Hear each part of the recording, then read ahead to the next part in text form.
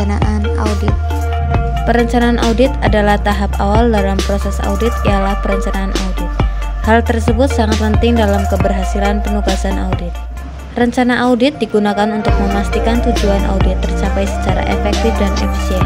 Perencanaan audit ini mencakup proses secara sistematis yang berfungsi dalam penyelesaian kegiatan audit atas laporan keuangan. Berikut ini adalah 8 komponen utama dari perencanaan audit. Komponen yang pertama, 6.1 penerimaan klien dan rencana audit pendahuluan. 6.1.1 tahap awal audit. Yang pertama, auditor memutuskan menerima klien baru atau melanjutkan klien lama. Yang kedua, auditor mengidentifikasi alasan klien menginginkan atau membutuhkan audit. Yang ketiga, auditor memperoleh pemahaman dengan klien mengenai ketentuan perikatan. Dan yang keempat, auditor mengembangkan strategi keseluruhan untuk audit. Selanjutnya 6.1.2 penerimaan klien baru dan melanjutkan klien lama. Yang pertama, mengidentifikasi klien baru. Yang kedua, klien lama berkelanjutan. Yang ketiga, mengidentifikasi alasan klien dilaksanakan audit. Dan yang keempat, mendapatkan persamaan persepsi dengan klien. Lanjut komponen yang kedua, 6.2 pemahaman usaha bisnis usaha klien. Yang pertama, risiko bisnis. Yang kedua, teknologi dan informasi menghubungkan perusahaan klien dengan pelanggan dan pemasok. Yang ketiga, klien memperluas usaha global. Yang keempat, teknologi dan informasi mempengaruhi proses klien internal. Yang kelima, meningkatkan kepentingan. Dan yang keenam, investasi.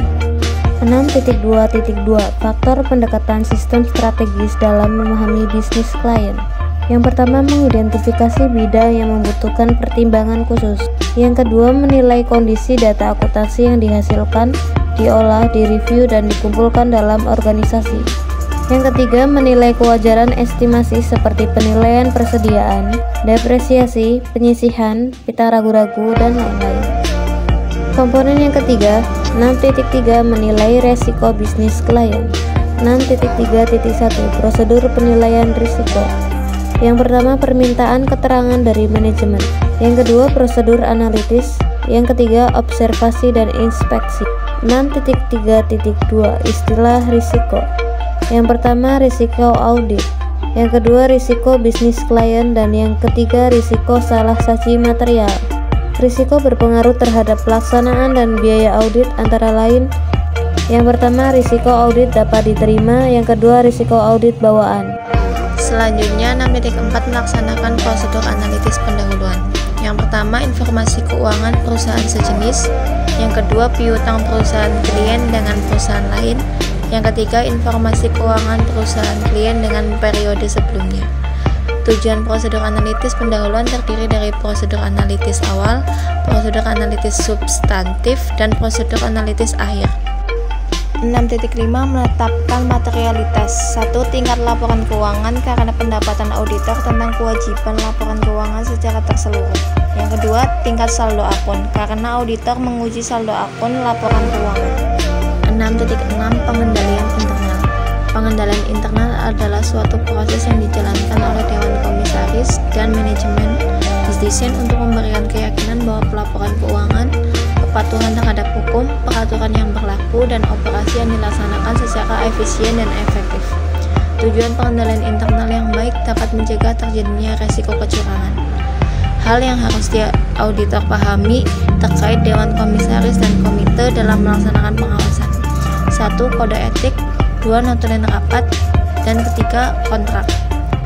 6.7 pengumpulan informasi untuk menilai resiko kecurangan. Auditor harus mengumpulkan informasi untuk menilai adanya resiko kecurangan selama perencanaan audit berlangsung dan mempengaruhi penilaian tersebut selama proses audit berlangsung. Ada 3 kategori utama penipuan diantaranya: 1. Penyimpangan atas aset. 2. Pernyataan palsu. 3. Korupsi. 6.8 menyusun strategi audit keseluruhan dan program audit. 6.8.1 Strategi audit. 1. Cara memulai. A. Langkah kegiatan prapenugasan. B. Mengumpulkan informasi entitas secara relevan. C. Menjadwalkan pertemuan tim audit dengan partner. Yang kedua, menilai resiko. A. Tentukan materialitas laporan keuangan secara keseluruhan. B. Tentukan sifat dan luasnya prosedur penilaian risiko. C. Setelah risiko dinilai pada tingkat laporan keuangan, kemudian membuat tanggapan secara keseluruhan. Kemudian yang terakhir 6.8.2 komunikasi rencana audit. Lingkup dan penjadwalan waktu audit yang direncanakan dapat membantu klien dalam hal 1.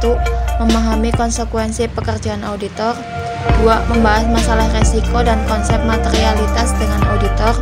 3. Mengidentifikasi area di mana klien meminta auditor untuk melakukan prosedur tambahan.